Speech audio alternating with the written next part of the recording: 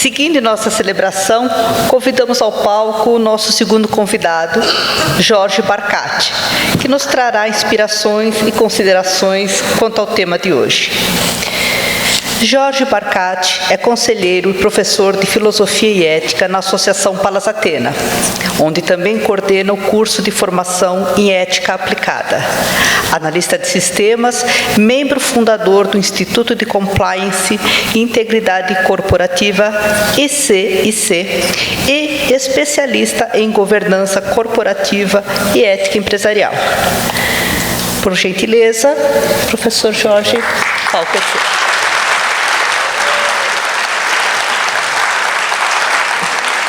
Boa noite. Vamos lá. Então, cabe a mim falar para vocês um pouco de como é que a filosofia, né, essa palavra muito ampla, vê essa questão, né, que foi tratada aqui agora há pouco pela Sheila. Então, como é muito amplo o campo da filosofia, nós faremos, evidentemente, alguns recortes. E esses recortes não são de forma nenhuma arbitrários, são aqueles que eu prefiro, tá certo? Poderiam ser quaisquer outros, e os que eu prefiro estão, né, na Grécia. Não que eu os considere melhor do que os demais, porém, são aqueles com quem eu me habituei, não é, a conversar. Esses filósofos da Grécia socrática, sobretudo, porque há muitas Grécias, não é, ali, assim como há muitas Índias, assim como há muitas Chinas, que, aliás, nos últimos anos eu venho me aproximando um pouco aí dos chineses, sobretudo Mêncio. Digo isso apenas para estimulá-los, né? Vale a pena. Ok? E aí, então, nós vamos começar esse recorte por algumas coisas que estão acontecendo em nossa época, né? As metamorfoses contemporâneas. A gente escuta muito a palavra crise para, não é, caracterizar o nosso tempo. Porém, já faz um bocado de décadas, pelo menos 3 décadas, que nós não estamos mais num período de crises. Estamos num período de metamorfose. Bauman, sabiamente, identificou esse processo e chamou a nossa modernidade de modernidade líquida. Vocês sabem que muitos processos de metamorfose, né, o animal ali em metamorfose, geralmente um inseto, ele se liquefaz antes de sair de uma forma para outra, né? Então esse foi um dos motivos, descobri isso recentemente, né, que levou Bauman a denominar nossa época de modernidade líquida, né? As nossas coisas todas, os nossos referenciais todos estão se liquefazendo. O que virá, o que emergirá, não é, desse líquido, não sabemos, né? Ninguém pode, de forma honesta, em sã consciência, dizer o que virá por aí. Mas alguns senhores, né, acreditam em algumas coisas. Por exemplo, o nosso Nicoleles, né, vocês conhecem, um grande cientista, uma grande pessoa, indubitavelmente, né, tem essa ideia aí, né, de que abandonaremos muito em breve o corpo biológico. Né? E o nosso cérebro, será que podemos ainda chamar de cérebro, não é? Algo que não está encarnado, num corpo de carbono e muitas outras coisas? Provavelmente isso receberá, não é, um outro nome. E se, como tudo indica, os dados continuarão nas nuvens, esse cérebro será bem provavelmente um cérebro ainda mais, né, aloprado, né? Cabeça literalmente nas nuvens. Tá aí, é uma das ideias. Um colega aí argentino, também diz coisas nesse sentido. A vida só aparece como desejável na medida em que ela se adaptar a certas pautas pré-estabelecidas. Nada de vida natural, nada de vida espontânea, nada de vida criativa. Tem que ter pautas pré-estabelecidas que não incluam, evidentemente, nenhuma imperfeição. 2 semanas atrás, anunciaram, a criação eu soube isso não de forma direta, mas alguém me contou, confio nessa pessoa e estou então retransmitindo isso. Não me parece fake news. Saiu também no estado de São Paulo. Vi lá a manchete, capturei o artigo, mas ainda não li. Então criaram uma ameba completamente artificial, por processos todinhos de laboratório, não é? E essa ameba, dizem os seus criadores, já não tem as imperfeições que a ameba natural, segundo eles, tem. Eu fico me perguntando, um serzinho desses que vive há tantos e tantos, anos, seguramente centenas de vezes mais do que nós, como é que a gente pode dizê-lo imperfeito? Como é que a gente pode dizer, nós os limpamos, esses serizinhos de suas imperfeições? Mas ele continua. Então o homem tinha sido até agora um rascunho. As biotecnologias poderiam passá-lo a limpo, não é? Então, as metamorfoses estão acontecendo em vários âmbitos, em vários domínios. Um dos mais preocupantes é esse, o da transformação do DNA, da própria ideia de ser vivo. Podemos acreditar que tudo o que o ser humano faz, sempre tem num dos pratos da balança coisas boas, no outro dos pratos coisas ruins. Pessoalmente, eu acho que o prato das coisas ruins está ficando cada vez mais pesado, pelo menos para nós homo sapiens, não é? Que, como vocês sabem, e estamos vendo aí, cientistas sérios, com muitos bilhões, nas suas contas profissionais para trabalharem, propõem. E aí, os 3 grandes perigos, as 3 grandes ameaças que a humanidade vive. A do clima, as bombas estão aí, voltando, o tempo inteiro a gente ouve falar delas, não é isto? E sabemos que a única maneira de resolvê-las é todos juntos. Não dá para resolver essas questões de forma parcial. E aí, as 3 palavras motores desse evento, empatia, cooperação, solidariedade, têm um papel hiperfundamental. A empatia, como a gente viu com Sheila, é um fenômeno bastante biológico, A cooperação e a solidariedade são fenômenos sociais, mas profundamente embrincados com a ideia de empatia. O Harari vem trabalhando muito, nesses temas. Ele tem feito esse belíssimo trabalho de síntese, e para nós. Tudo bem até aí? Então nós não temos mais que falar de crises. A coisa é muito mais, séria. E séria não quer dizer ruim, é séria. Exige de nós uma atenção muito maior do que aquela que nós estamos dando de fato. Não a atenção fugidia da curiosidade do interesse episódico por essas questões, do interesse meramente intelectual, científico, né? Quando saiu a Revolução do Altruísmo, fui lê-lo, maravilhoso livro, super interessante, mas ao final das suas 700 páginas, ficou um gostinho na minha boca, não é?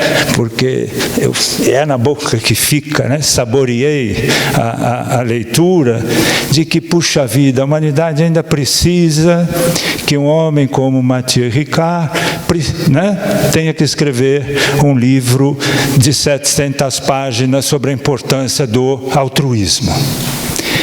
É a mesma sensação que eu tenho todas as vezes que eu me lembro do Estatuto do Menor, né?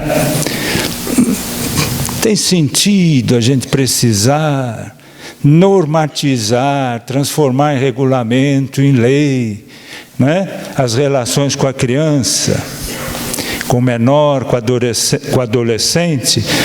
São obras, tanto o Estatuto quanto o livro do Ricard, necessárias, sem dúvida nenhuma, mas não deveriam ser. Sim ou não? Que não precisaria de estar aqui defendendo, não é, a importância dessas 3 palavras motores, né, de um futuro melhor, não só para nós, mas para todos os demais habitantes deste planeta, vivos ou não vivos. Seguramente vocês percebem de alguma maneira, né, a alma dos lugares.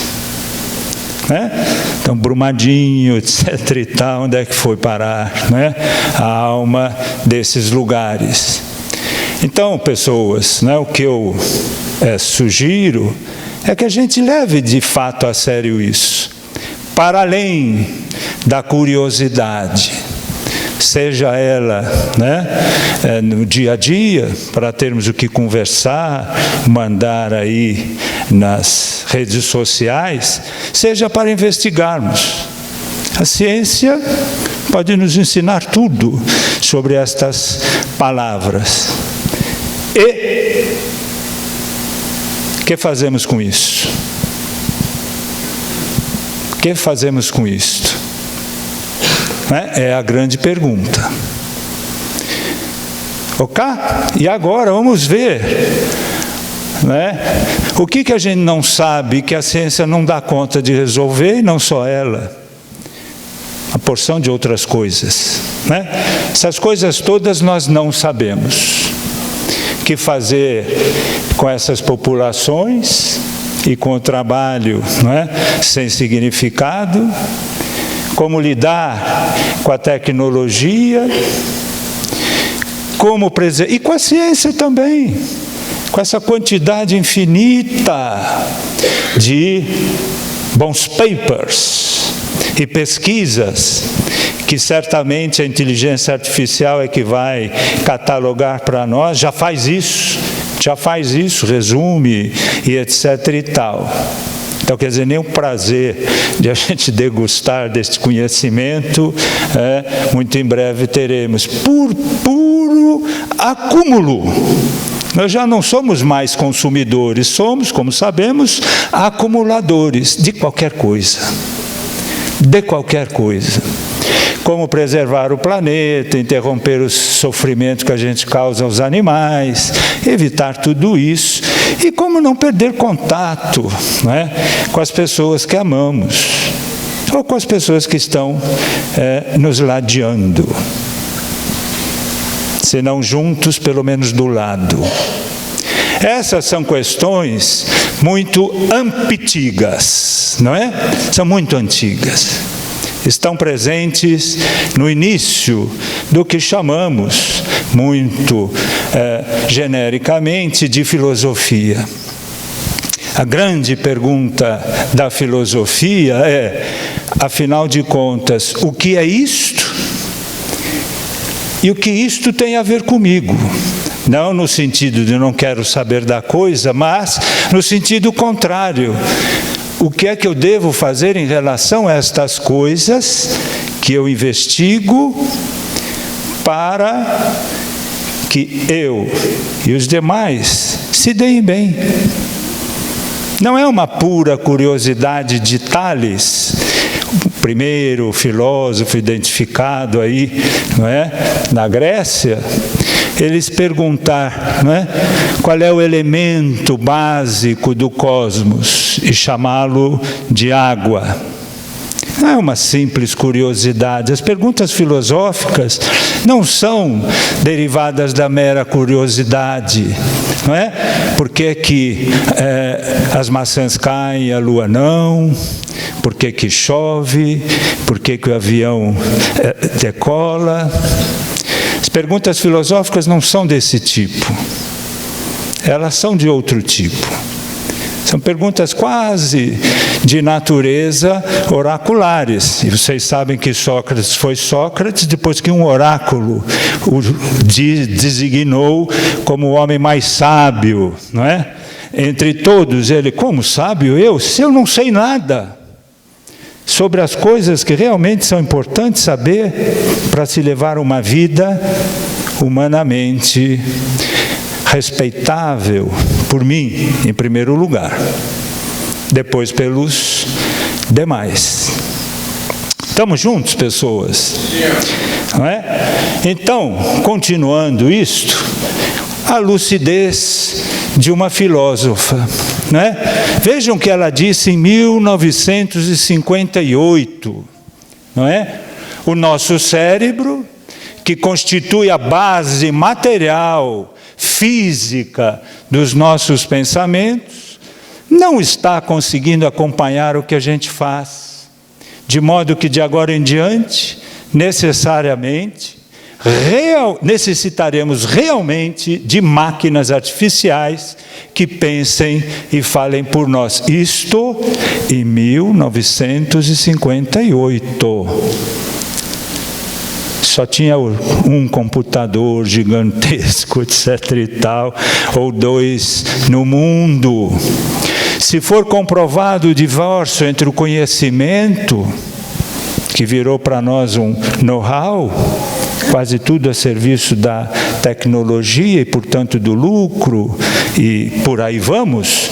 Se for comprovado o divórcio entre o conhecimento e o pensamento, então passaríamos a ser, sem dúvida, escravos indefesos, criaturas desprovidas de pensamento, à mercê de qualquer engenhoca tecnicamente possível, por mais mortífera que seja.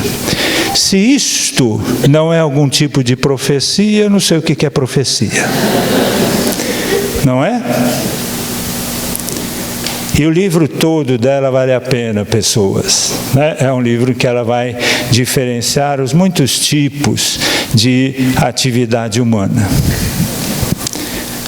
Né? São 3 tipos e tal, vou deixá-los curiosos, né? Para irem lá atrás disso. Só para não me desviar aqui, senão eu me perco muito facilmente, né? Nestas coisas. Então a filosofia tem a ver com essa questão da vida desde sempre, né? E a gente vê quando temos pessoas que mereçam esse adjetivo, né? Filósofos, são muito poucos, mas hoje em dia a gente tem muitos, né? Por aí, etc. e tal, enfim. Essa é uma outra questão. E aí nós temos os dois modelos mentais básicos de filósofo, né? Temos esse aqui, sujeito ensimesmado, acabrunhado, preocupado com as grandes questões. E temos este outro aqui, né? Todo mundo preocupado que ele vai beber a cicuta, irá embora, o nosso Sócrates, mas ele lá ainda, não é? Animadíssimo, e animador com todos os que estavam em volta dele. Então, quando a gente está falando de filosofia, pelo menos aqui, estamos pensando nisto e não nisto. Nós estamos pensando numa filosofia marmórea, né? Ou de bronze, isso acho que é de bronze. Não estamos pensando nessa filosofia, não é? Do castelo, né? De mármore. E aí, quando a gente entra em castelos de mármore, a gente vê que ele é de areia, ao fim e ao cabo. Porque aquelas coisas, né, ali engendradas não duram. Ok? E aqui nós temos, né, a grande questão, que é a questão da morte. Né, no centro do quadro, e está no centro do livro, onde essa cena é descrita por Platão, Fédon. Né? No Fédon, Platão vai descrever esta cena. E o David, né, pintou muito bem isso aí. Né? A grande questão da vida é, enquanto ela existir, né, enquanto ela não findar, que significados ela deixa, não para nós. Quando a gente procura o significado da vida, da nossa própria vida, nós não vamos encontrá-lo, senão no olhar dos outros. O significado da nossa vida temos lá, né? Numa das nossas paredes na Palas, quem nos dá são os outros. Nós saberemos se nossa vida mereceu toda a comida, né, que exigiu, pelos olhares alheios. É ali que nós vamos encontrar, né, o valor do nosso tempo vivido em companhia dos demais. Ok? Então, quando pensarem em filosofia, procurem lembrar mais disto do que disto. Né? Aqui a gente consegue lidar com metamorfoses, aqui não. Aqui é a imagem da crise, né? E até a gente que procura a crise onde não existe. Vamos lá. Outro filósofo, trouxe muitas, não é, citações de filósofos, não para ser pedante, né, mas para dar exemplo de como eles pensam, já que pouca gente os lê. Não é? Infelizmente, pouca gente lê Kant, não é? Hoje. Vejam o que ele fala sobre a vida. A vida em si, por si mesma, não é o sumo bem que nos é confiado e do qual devemos cuidar. Ele não está pensando apenas na vida biológica, né? Há deveres mais elevados do que a vida e que devem frequentemente ser cumpridos com o sacrifício dela. Não, evidentemente, correndo o risco de morrer nem nada, não, mas uma dedicação, não é, aos demais. Ele escreve isso no livro de lições de ética. Dedicar-se, não é, aos outros, deixar um pouco de lado a preocupação com a sua própria vida. Uma coisa que me espanta no nosso tempo é que a gente vive se queixando de que falta tempo, sim ou não? Preciso de mais tempo. E aí, para quê, cara pálida? Para cuidar um pouco de mim. E aí a gente fala, bom, dá uma olhada aí no seu smart, no seu, como é que chama hoje aí, as secretárias eletrônicas, Cortana, Siri, sei lá, e pergunta para ela analisar a sua agenda, o que é que você faz nas 24 horas do dia se não cuidar de si mesmo? Dos seus próprios assuntos. Quantos deles são de fato dedicados a cuidar do comum, não dos próprios assuntos seus, da sua família, dos seus amigos, dos seus patrões, sei lá quem? 0, 0, 0, 0. Muito pouco tempo, de um modo geral, evidentemente, né? A gente não usa o nosso tempo de forma umbilical, né? Olhando para os seus próprios interesses. E daí Platão, né? Disse a vocês que ficaria lá. Daí Platão, na República, dizer que a política não tem que cuidar dos interesses, não é? De todos os que moram na polis, porque isso é muito complicado. Né? Quando as pessoas começam a se relacionar umas com as outras, a partir dos interesses que têm, a gente deixa a filosofia de lado. E aí procura advogados, árbitros, mediadores, resoluções pacíficas de conflito. O diálogo, disse Baubal, mesmo a gente fala em diálogo hoje em dia, é um diálogo para resolver problemas de interesses entre as pessoas. Pobre, isto é muito pobre quando a gente liga com a ideia de diálogo. Então, o que é que diz Platão, sobretudo na alegoria da caverna? Que o amor é que deve ser usado para desenvolvermos a cidade ideal, a Calípolis, a cidade bela.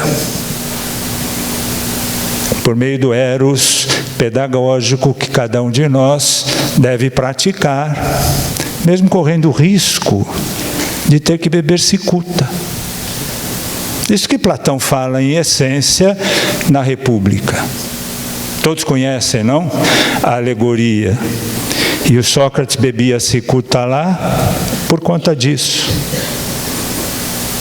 Ele enfrentava os demais. Olha, política não é para cuidar de interesses. As pessoas são grandes, são capazes, são empoderadas pela própria polis para cuidar dos seus próprios interesses.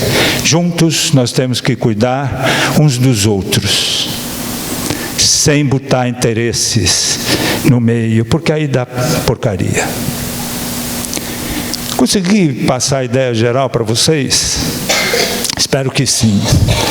Mas aí ele continua. Ao observar a experiência,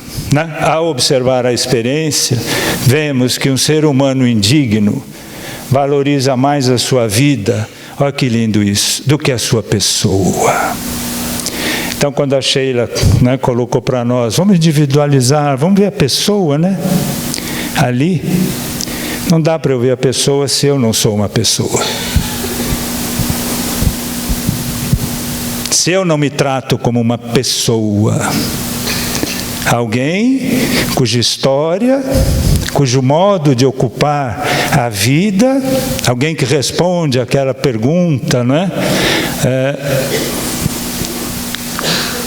o que é minha vida, o que é que ela vale, refletir por ela, não para mim apenas, mas para os que recebem as ressonâncias dela. Dá para se pensar muita coisa aí.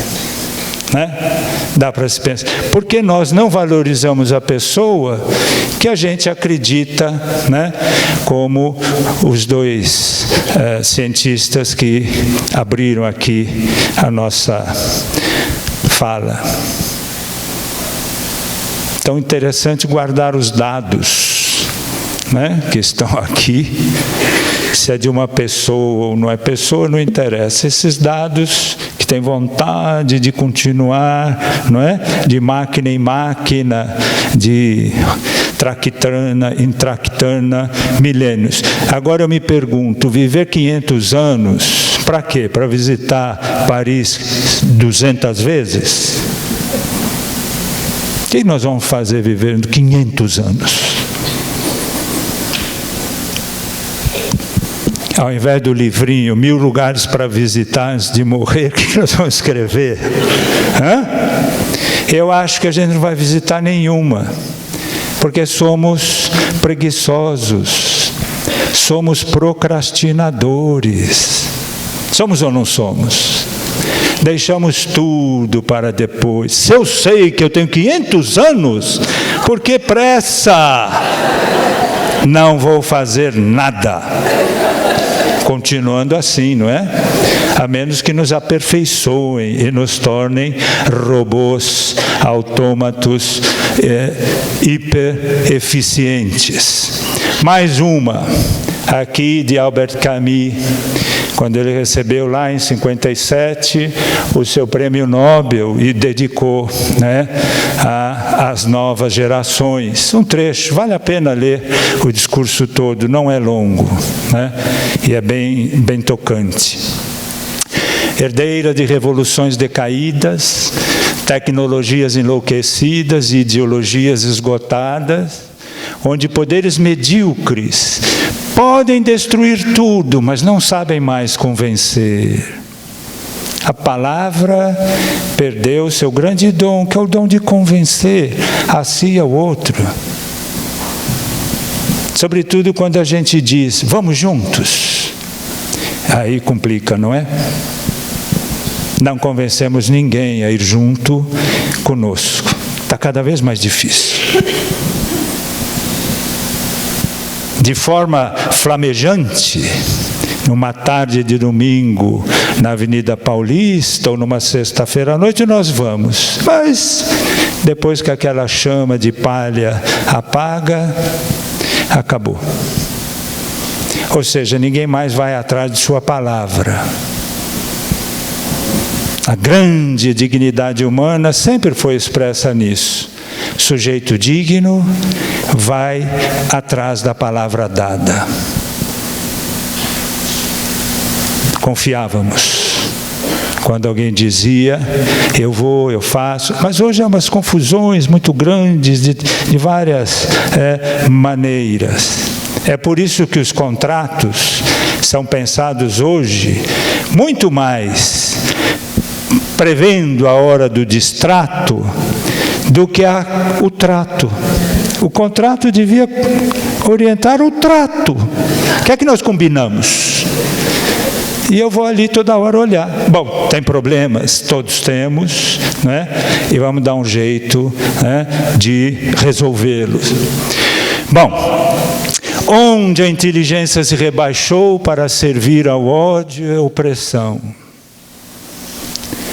Esta geração, a dele, tem o débito com ela mesma e com as próximas gerações.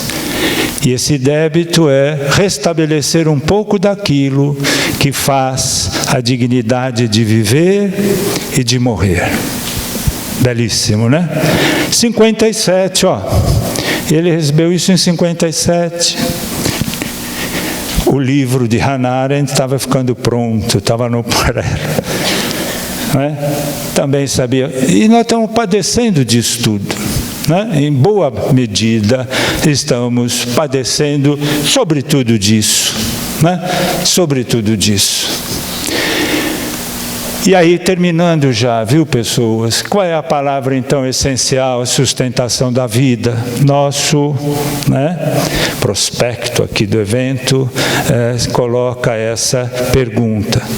E aí eu trago o Bauman, que vai trazer a palavra que abriu o prospecto.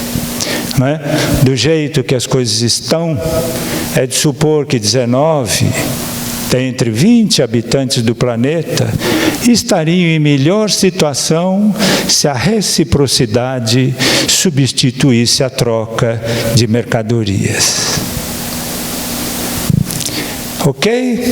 Espero tê-los estimulado a pensar um pouco nessas palavrinhas dignidade, né? E como é que a gente pode alcançá-la por aquele tipo de filosofia que Kant, Sócrates, né, Camus nos sugeriram. Ok? Obrigado. Vamos conversar então um pouquinho. Acho que temos tempo, né? Obrigado.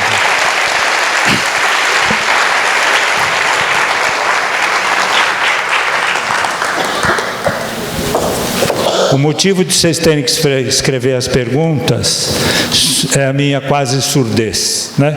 Mesmo que fale em microfone, talvez eu não escuta. Então, por favor, peço desculpas por isso e aguardo aí as perguntas. Obrigada, professor Jorge, pelas brilhantes reflexões. E com essas duas maravilhosas apresentações proporcionadas pelos nossos dois convidados, seguiremos então para a sessão de perguntas e respostas. Aqueles que tiverem perguntas por escrito, por gentileza, levantem a mão para que alguém da equipe da Palas Atena possa recebê-las. Podemos entregar para os nossos convidados. Já temos?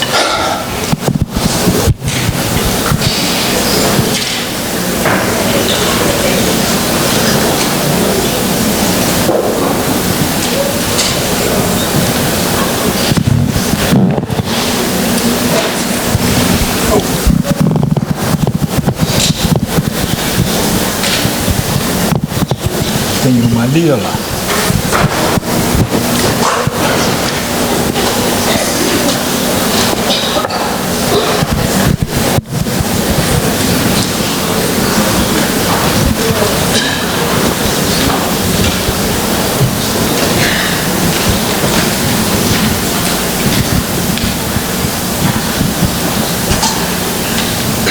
Quando chegou a primeira, ela não está dizendo exatamente para qual de vocês dois deixa eu entregar. Ela diz assim: quais são os desafios para uma educação que seja capaz de ajudar o aluno a desenvolver a empatia? Desculpa. Legal para todo mundo. Essa eu vou ler aqui. Quer discutir?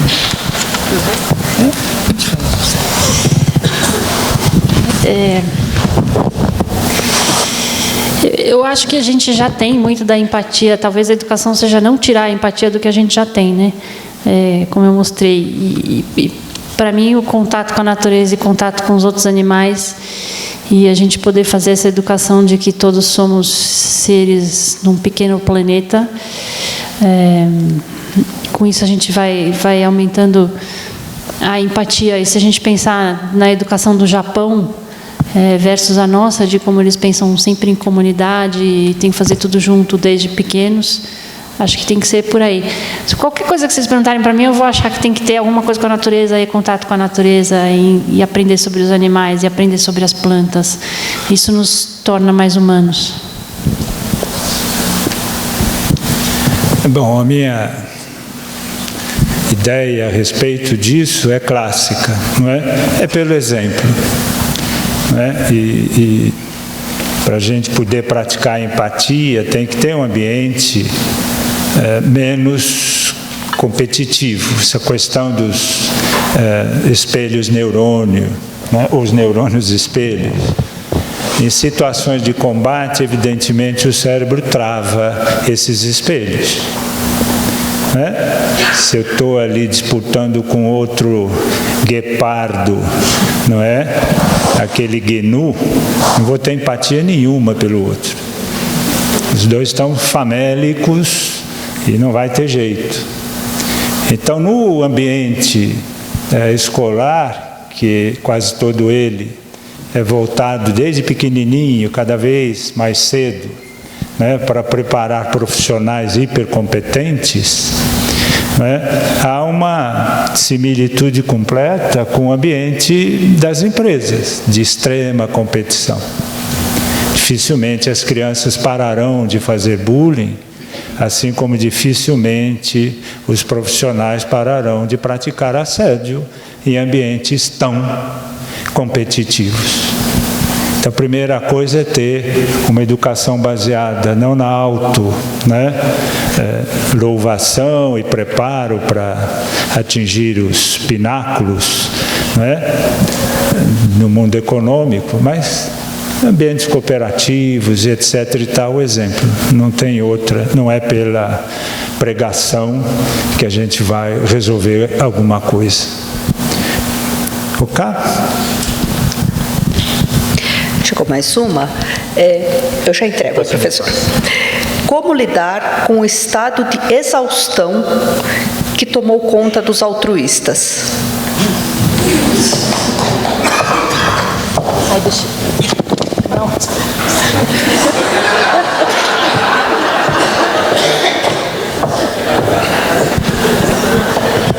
Para mim essa é até fácil, né? Um verdadeiro altruísta, né, sabe como fazer isso, não é? Ele não se auto-engana, eu estou muito cansado, eu não tenho, aquela questão ali que o Kant coloca, né? A gente aprendeu muito lá com as coisas do Gandhi e de tantos outros. Alguém que de fato é altruísta não deixa essa ideia de exaustão preocupá-lo demais, não. Quer falar algo? Chega. Mais uma aqui. Assim, as máquinas que aprendem a inteligência artificial, como lidarão com a empatia?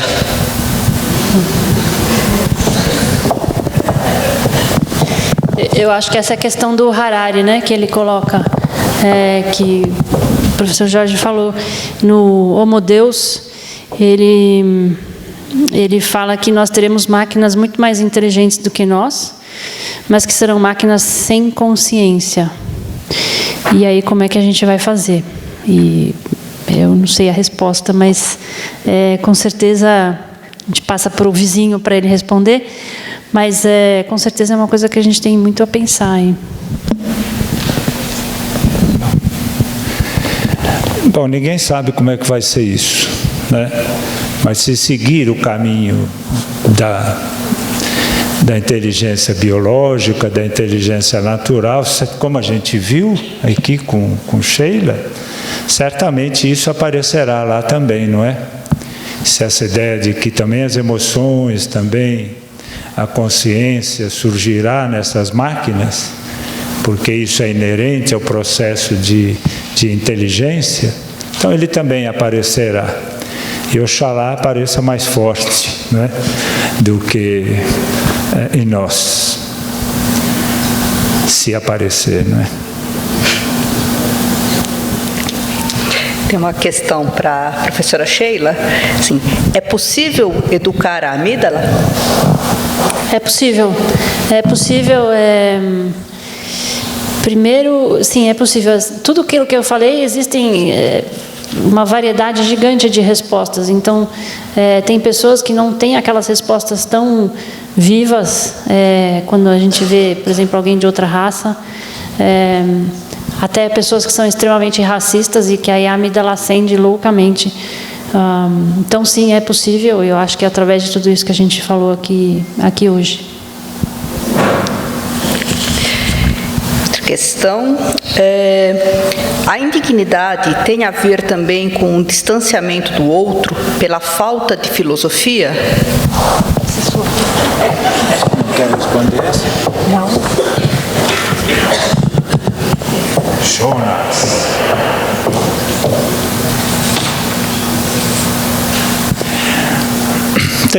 Tem Jonas, né? Sem dúvida nenhuma. O que nós temos que trocar é indignidade por indignação, né? Já lembrando o Mêncio que você trouxe aí, há coisas com as quais a gente tem que se indignar, né? E ainda que tem que trocar um boi por um carneiro, como é numa das histórias mais conhecidas do Mêncio, porque eu vi o olhar do boi, né? Uma história que um príncipe se compadeceu numa cerimônia de primavera, não, de verão, né, da colheita. Ele se compadeceu do boi que seria imolado e mandou trocar um boi por um carneiro, porque tinha que ter o ritual, né? Ainda que a gente aprenda a buscar o mal menor, não é? A gente tem que fazer. Aquela indignação não pode ficar emudecida, né? Ela não pode ser silenciada. E aí lembrei também de Hannah Arendt, quando a gente troca um mal menor, um mal maior por um mal menor, a gente não pode esquecer que ainda assim escolheu o mal, não é? Não pode baixar a guarda. O Mêncio vai nessa direção. Não é? Aliás, todo o dilema ético é isso, né? A gente tem que escolher entre duas alternativas igualmente insatisfatórias. Se uma das alternativas é satisfatória, onde é que está o dilema? Se as duas são, onde é que está o dilema? Então, toda vez que a gente tem um dilema, né, ético ou de qualquer natureza, é porque o lema, a norma, não resolve a coisa. né? E aí a gente tem que escolher entre dois males, qual é o menor naquela situação. Então, trocar indignidade por indignação é um bom começo, Jonas, na minha opinião, né? Uma questão que é para Sheila também. Se houver um dano cerebral na região frontal, que é vital para a empatia, como ensinar a empatia? Não, aí a gente está entrando num território tão desconhecido. Tem a Cris aqui em algum lugar que ela vai responder de uma forma muito melhor que eu. Mas aí é muito difícil, né? Quem tem uma lesão na parte frontal vai ter uma característica que a gente acaba chamando de frontalizado. Então, ele não tem mais essa trava da parte frontal, dessa parte de razão. É muito difícil no processo de reabilitação fazer isso. É possível, a pessoa melhora, mas não sei se a Cris quer falar alguma coisa. É difícil. É difícil. Com a lesão cerebral na parte frontal, é muito, muito difícil ter uma alteração de comportamento importante nos pacientes. Mais uma. É possível a convivência entre competição e cooperação? Ou a competição sempre prevalecerá?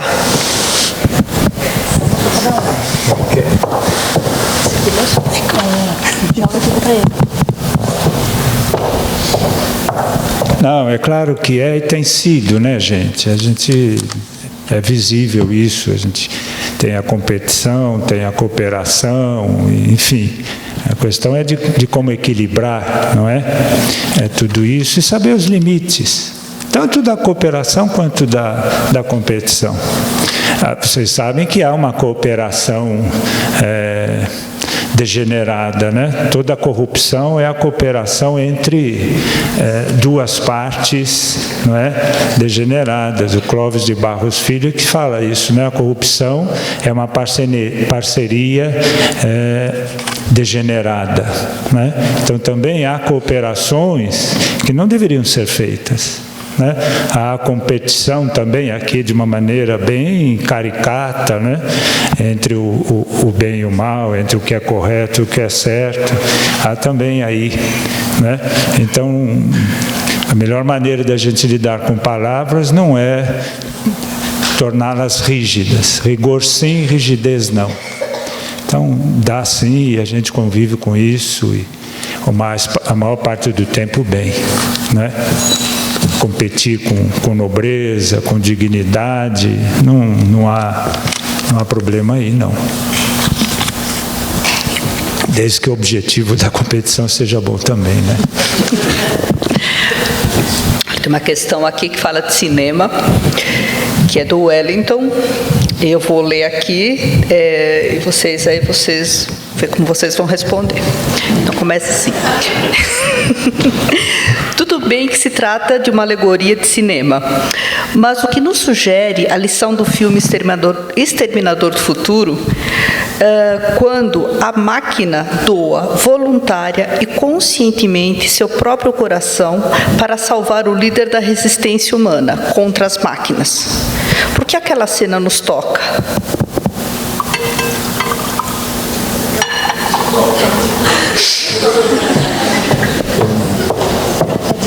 Sandra te fazendo Tá bom. Tudo bem que se trata de uma alegoria de cinema. Oi? Uma centro, ele sai do filme, da máquina. A máquina se tornou humana, né? Doou o coração. Porque aquela cena... Bom, porque de fato ela é tocante, né? E tem a ver com aquilo que o Kant fala, que às vezes a vida, não é, tem que servir à pessoa, não é? E todas as vezes que a gente vê isso nos toca, não é? Da maneira correta, da boa maneira.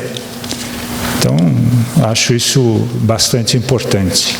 Ainda que seja uma máquina, né? Então há uma esperança aí de que também as máquinas, como dissemos há pouco, desenvolverão consciência, e toda consciência é sempre consciência moral, não é? Há muita dificuldade em a gente separar a ideia de consciência de consciência moral. Ela não é simples, a consciência é uma simples esponja que captura o mundo. Fenomenologia diz que sempre há uma intencionalidade, e aí toda intencionalidade carrega consigo também, né, questões de natureza moral e ética. Então, bom, que tomara que aconteça isso também com as máquinas, não é? Nós vamos agora para a última pergunta, que é: o pré-julgamento é decorrente da amígdala ou por interferência da sociedade? São coisas distintas? A amígdala é aquela que vê alguma coisa naquele milésimo de segundo antes de se tornar consciente. Então, aquele que eu falei, a pessoa vai tirar um celular do bolso e a outra acha que é uma arma e atira antes disso tudo se tornar consciente, tá? E é claro que os meus pré-julgamentos, que vêm da sociedade, e da minha tribo, e etc., e o nós e o eles, vão fazer com que essa amígdala se torne mais ativa ou não. Então, de novo, aquela pessoa que é racista, que sabe que é racista, a amígdala dela vai ativar muito mais quando ela vê uma pessoa de outra raça. Então, é uma mistura dos dois.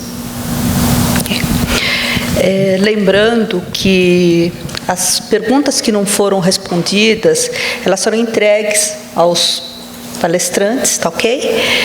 E aproveitando, né, nós agradecemos a generosidade dos professores Jorge e da Sheila por terem nos oferecido palavras e sensações de esperança e acalento, que seguirão reverberando, iluminando nos dias que virão.